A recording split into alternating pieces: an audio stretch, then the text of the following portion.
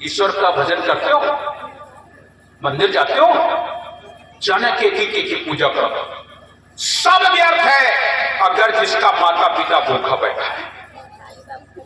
जो अपने माता पिता को भोजन नहीं दे सकता, जो अपने माता पिता की सेवा नहीं कर सकता, जो अपने माता पिता को नहीं झुक सकता, वो ईश्वर को कतई नहीं झुक सकता और कतई नहीं प्राप्त कर सकता है। प्रथम हमारी गुरु है माता और पिता। आपको क्या दिया है क्या नहीं दिया है, इतना 3.5 हाथ के शरीर दीन है, आंखी नाक कान मिले हैं, तुम्हें पढ़ाओ है लिखाओ है, सब दीन है, इनकी नहीं दीन है, ये तो ज्यादा चाहिए का, इससे भी ज्यादा चाहिए।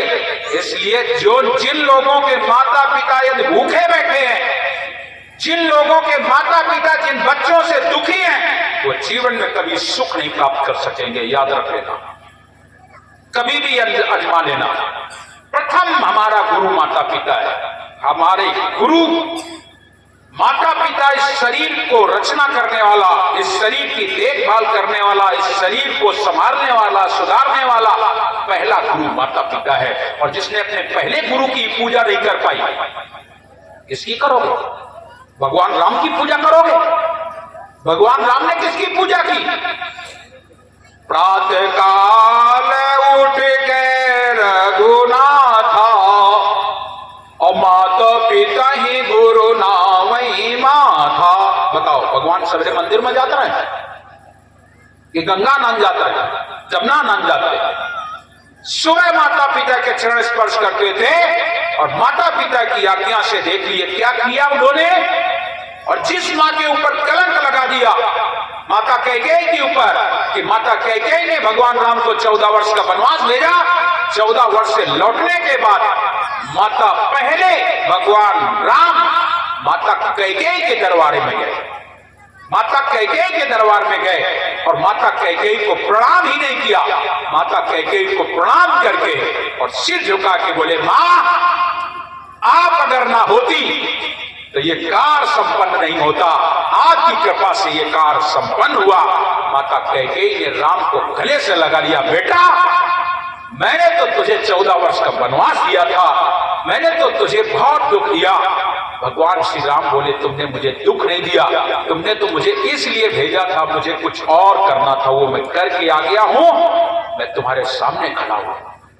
क्या आज कोई करता है क्या? भगवान राम की पूजा करने से पहले अपने घर में पूजा करना शुरू करो, माता पिता गुरुजनों की सेवा करो, जरा भी मत हिचको। क्या करेंगे? गाली देंगे ना भाई, और क्या करते हैं बुजुर्ग लोग? क्या कहते हैं? उल्टा सीधा बोल देते हैं, कटु शब्द बोल देते हैं, कबो कबो हो सकता कहो थरियो भगा दें, हटाओ नहीं लग जाए ना खाइए।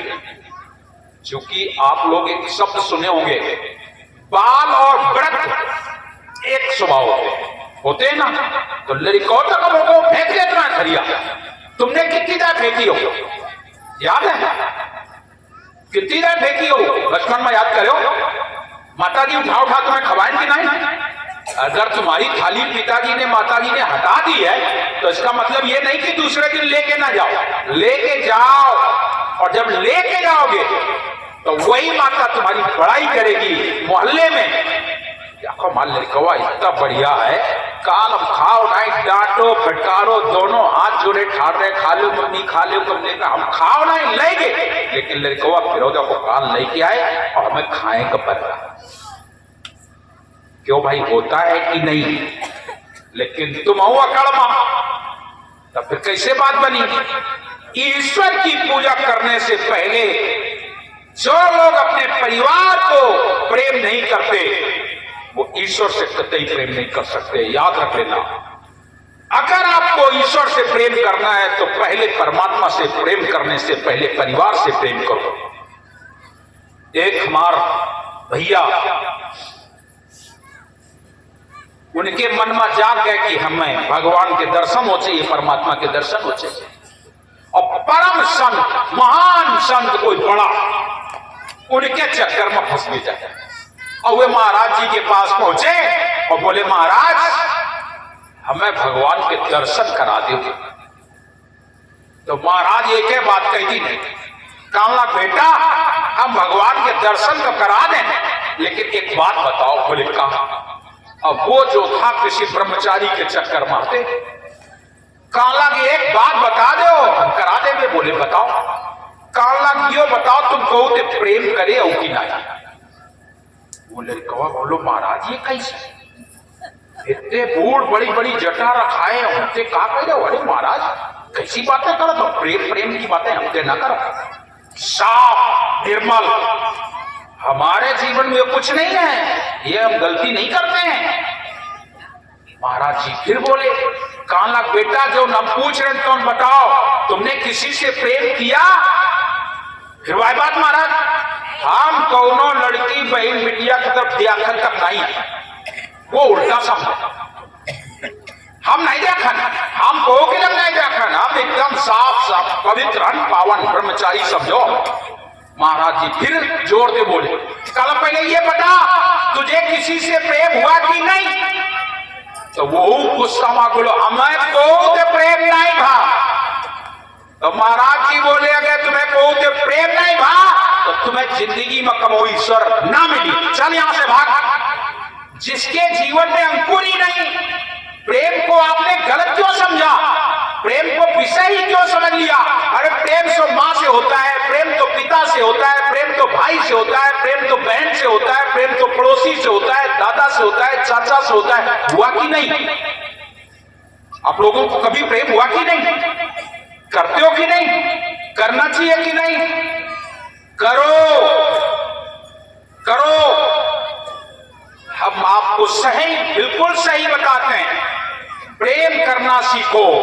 और जो प्रेम आप जो आज के समय में जो प्रेम की भाषा सिखाई जाती है वो विषय है, विषय। ये इंद्रिय सुख है। इंद्रिय सुख को प्रेम नहीं कहा जाता। प्रेम निर्मल है, पावन है, पवित्र है। प्रेम वो बंधन है जो जीवन में कभी छूटता नहीं है। एक बार प्रेम हुआ माने हुआ। प्रेम ऐसा नहीं होता है कि प्रेम में कह देते हैं हम ये कर देंगे वो कर देंगे, और जहां फिर हुईगा शादी संबंध भैया तो कौन बिटिया परेशान तो कौन लड़का परेशान। ये प्रेम नहीं होता है। प्रेम मैंने बताया, प्रेम हमारे महापुरुषों को हुआ था। शिव मीरा को क्या प्रेम हो गया, ऐसी लागी लगन मीरा हो गई मगन, वो तो गली गली हरि गुण गाने लगे। कहा महलों में पली, कहा संतों के रंग में रंगी, मीरा रानी दीवानी कहने लगी। इससे प्रेम हुआ था। प्रेम हुआ था प्रहलाद को, लाल खंभ को देखकर वो विचलित नहीं हुआ, उसको भी भेंटने के लिए तैयार खड़ा है। जाने कहां कहां उसे क्या क्या कष्ट दिए गए, उसके जीवन में प्रेम था। प्रेम का कोई अर्थ आप लोग गलत लगा देते हो। प्रेम करना सीखो। जो आप प्रेम जिसे कहते हैं ये प्रेम नहीं है, ये केवल क्षणिक सुख है, इंद्रिय सुख है। थोड़ी सी देर में ठंडा हो जाएगा। ये जवानी है जब तलक तब तलक ये प्रेम तुम्हारा काम रहेगा, बाद में नहीं आएगा। प्रेम वो चीज है जो मरते दम तक प्रेम होता है, आखिरी श्वास तक प्रेम चलता है। प्रेम करना सीखो, प्रेम को पावन बनाओ, प्रेम को पवित्र बनाओ। साहब कबीर ने क्या कहा है, पोथी पढ़ पढ़ जग हुआ और पंडित भयाना। क्यों कहा ये? तुम तो पोथी पुराण वाले लोगों को ही पंडित समझते हो। तुम लोग सोचते हो कि साहब किताबें धरे बढ़िया बढ़िया बोल रहे हैं, सबसे बड़े पंडित तो यही आया ना। ये पोथी पुराण पढ़ करके पंडित कोई नहीं होता है। पंडित होने का मतलब है तुम्हारे जीवन में प्रेम होना चाहिए। और प्रेम ऐसा नहीं होना चाहिए कि एक से होना चाहिए। प्रेम सार्वभौमिक होता है, सबसे होता है। तो पोथी पढ़ पढ़ जग हुआ पंडित भया ना कोई, और ढाई आकर प्रेम के पढ़े सो पंडित कोई। प्रेम जो काले अक्षरों से लिखा है वो पढ़ना नहीं है, प्रेम को अपने जीवन में धारण करना है, दूसरे से करना है, उसे प्रेम कहते हैं। तो प्रेम बहुत बड़ी चीज है, प्रेम बहुत बड़ी चीज है। तो ये मानव जीवन को व्यर्थ में न जाने दो, इसको समझो, गहराई से समझो। केवल हम लोग फालतू की बकवासों में जीवन बर्बाद कर देते हैं। हमारा जीवन क्यों नहीं निर्मल होता है? आज महात्मा जी ने बताया तुम्हारे जीवन में अंकुर ही नहीं है तो भगवान को कैसे पाओगे? प्रेम का अंकुरण होना चाहिए, किसी से तो प्रेम किया हो। हमारे साहब कबीर कहते हैं जैसी लागी ओर से किससे लगी? और से, संसार से, मेरे से, तेरे से, उससे, इससे लगा है ना तुम्हारा प्रेम।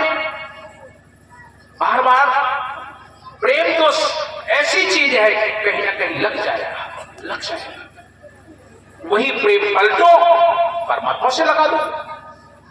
जैसी लागी और से संतो दिन दिन दूनी प्रीत, नाम कबीर ना छाड़िए हार हो जाए जी। जैसी लागी और से तैसी छोड़े जाए। बचपने में कितना प्यार करता रहो मम्मी पापा थे, याद करो सबसे। पीछे पीछे घूमत रहो, मम्मी मम्मी 10 रुपया दिवा दो, मम्मी यो दिवा दो, मम्मी वो दिवा दो। और आज तुम सब कुछ हो गए। आज मम्मी पापा कुछ नहीं रह गए, कुछ नहीं रह गए। तुम्हारा संविधान, हमारे लोग, आज आपका राजनीतिकरण जो हुआ, मैं संविधान का विरोधी नहीं हूं, लेकिन इस बात का जरूर कहता हूं, इस बात को कि जिस माता पिता ने अपने बच्चों को बड़े लाल लड़ा के प्यार से पाला पोसा और वो 18 वर्ष का हो गया तो मनमानी कर सकता है? सारी माता पिता के अंदर की खुशियां वो छीन करके चला जाता है। आपको स्वतंत्र कर दिया गया। ये हमारा धार्मिक संविधान नहीं कहता। जिस माता पिता ने तुम्हें प्यार से पाला पोसा है वो तुम्हारे हित में अच्छी बात करता है, वो कभी अहित नहीं करता है। लेकिन तुम्हारा संविधान कहता है तुम 18 साल के हो गए हो, अब तुम अपना अच्छा बुरा सब सोच सकते हो। सोच सकते हो अच्छा बुरा? नहीं सोच सकता है। माता पिता हमारा एक ऐसा हथियार है, सारे हथियारों से बड़ा हथियार है। माता पिता हमेशा तुम्हारे कष्टों में, जिन बच्चों की शादी हो जाती है और अगर बच्चा या बहू परेशान होती है तो भी माता पिता का चिंता मत करो, अरे भाई हम अभी हम आए, कहते हैं कि नहीं कहते हैं? जिन घरों में माता पिता के साथ बच्चे रहते हैं उनके माता पिता यही कहते हैं तुम चिंता नहीं कर दो भाई, हम हमको मर छोड़ोगे हम। लेकिन जो लोग, जो बच्चे, जो बेटियां हमारी 18 वर्ष की हुई और अपना मनमानी करके चली गई, बोलो भाई उन्हें सहारा देने वाला कोई होगा क्या?